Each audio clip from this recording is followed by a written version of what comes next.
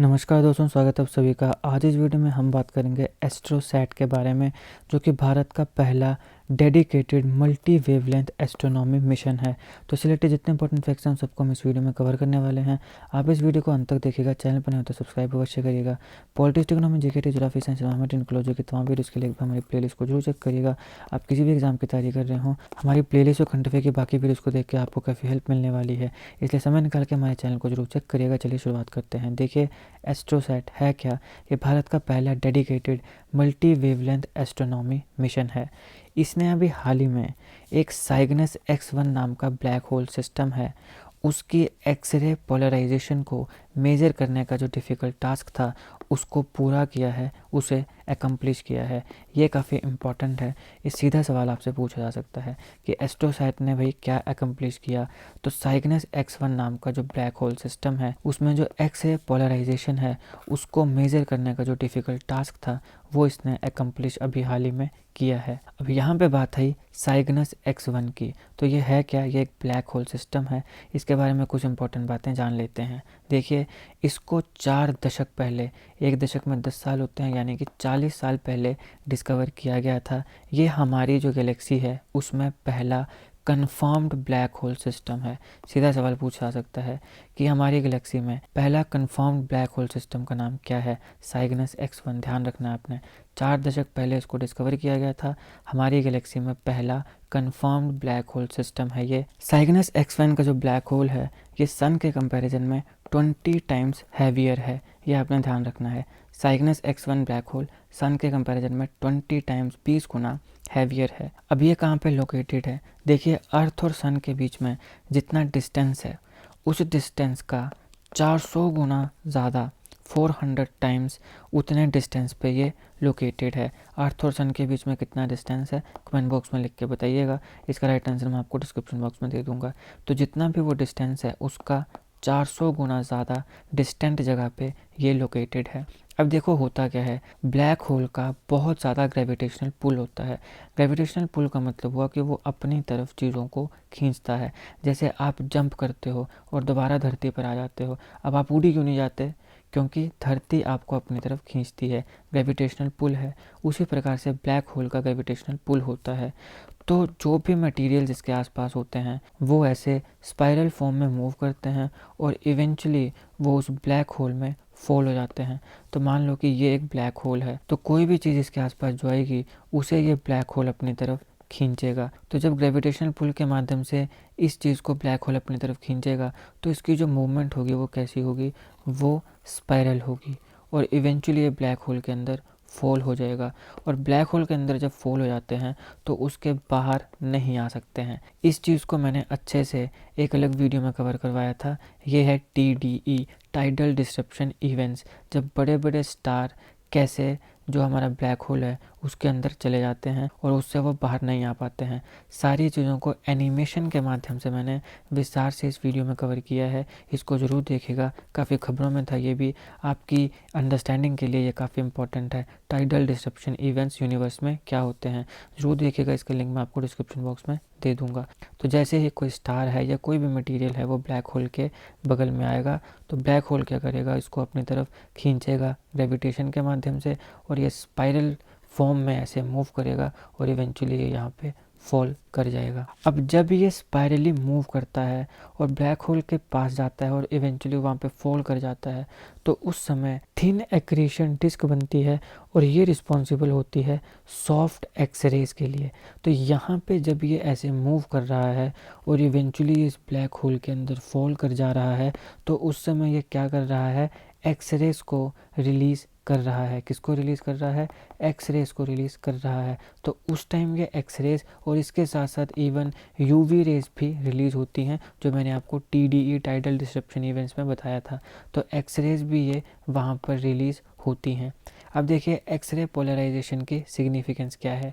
Normal x ray की जब हम मेजरमेंट करते हैं तो वहाँ पे हमें रेडिएशन की सिर्फ एनर्जी और इंटेंसिटी का पता चलता है।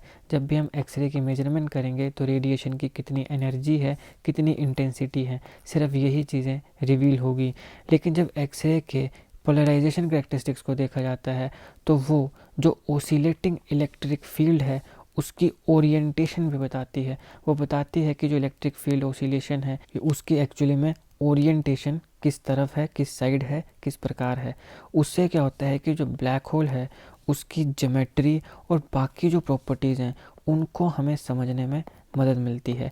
नॉर्मल एक्सरे मेजरमेंट से तो सिर्फ एनर्जी का पता चल रहा है और आपके पास इंटेंसिटी का पता चल रहा है। एक्सरे का जो पोलराइजेशन करेक्टरिस्टिक्स हैं उसको स्टडी करने के बाद हमें इलेक्ट्रिक फील्ड की ऑसिलेशन की ओरिएंटेशन का पता चल रहा है, जिससे हमें ब्लैक होल की जो ज्योमेट्री है उसे समझने में मदद मिलेगी।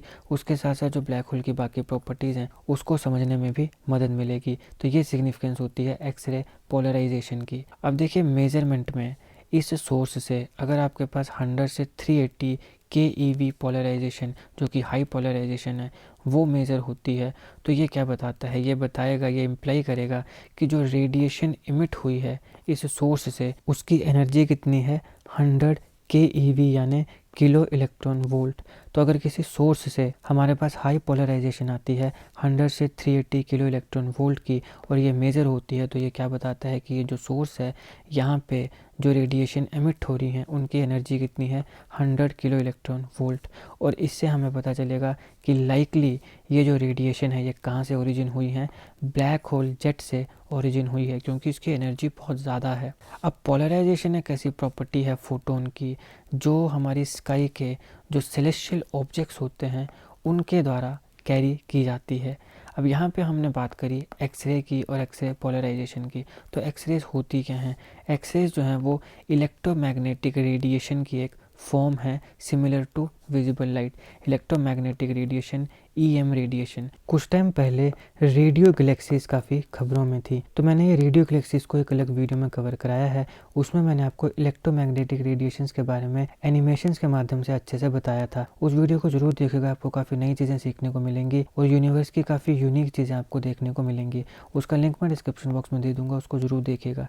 अब क्योंकि बात आई रेडिएशन की, तो एक बैकग्राउंड रेडिएशंस भी होती हैं। ये काफ़ी डेंजरस भी होती हैं, ये नेचुरल भी पाई जाती हैं। इनको भी मैंने अलग वीडियो में कवर किया, उसको भी जरूर देखिएगा। जितने भी वीडियोस के बारे में मैं आपको बता रहा हूँ उन सब के लिंक्स मैं आपको डिस्क्रिप्शन बॉक्स में दे दूँगा, उनको ज़रूर देखिएगा।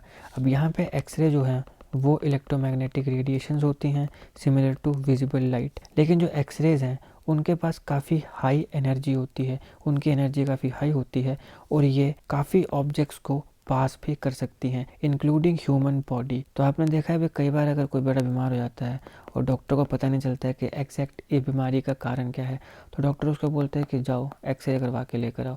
एक्सरे से पूरा पता चल जाएगा अंदर कि क्या प्रॉब्लम है क्या नहीं है। तो यहाँ पे जब एक्सरे आप करवाते हो तो जो एक्स रेज हैं, जो एक्चुअल में रेज हैं जिसकी वजह से वो फिल्म बन रही है एक्सरे फिल्म, तो एक्स रेज आपकी बॉडी तक को पास कर जाती हैं, तभी तो बॉडी के अंदर जो चीज़ है क्या प्रॉब्लम है वो पता चलता है।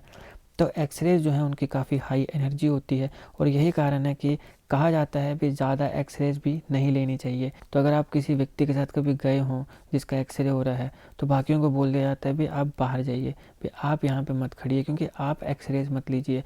अब अगर कोई व्यक्ति बेचारा बीमार है तो उसको तो चलो लेना पड़ेगा, कोई और चांस नहीं है, लेकिन आप वो एक्सरेज क्यों ले रहे हैं?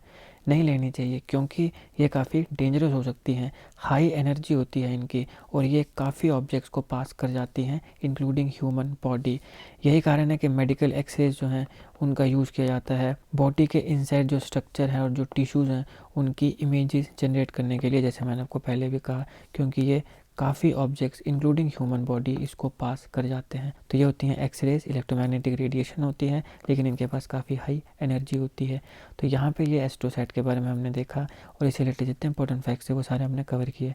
आई होप आपकी वीडियो अच्छी लगी। अगर आपको अच्छी लगी तो लाइक करिएगा, शेयर करिएगा। जिन भी वीडियोज़ के बारे में मैंने आपको बताया है उन सारों का लिंक मैं आपको डिस्क्रिप्शन बॉक्स में दे दूँगा, एक बार जरूर चेक करिएगा। Politics, economy, GK, geography, science, environment, ecology की तमाम वीडियोज़ के लिए एक बार हमारी प्लेलिस्ट को जरूर चेक करिएगा। आप किसी भी एग्जाम की तैयारी कर रहे हो, हमारी प्लेलिस्ट और कंट्री की बाकी वीडियोज़ आपके लिए काफ़ी हेल्पफुल होने वाली हैं, इसलिए समय निकाल के हमारे चैनल को जरूर चेक करिएगा। जीके, करंट अफेयर और जीके टिक्स के ऐसी वीडियोज़ के लिए हमारे चैनल को सब्सक्राइब करिएगा। आपका बहुत बहुत धन्यवाद।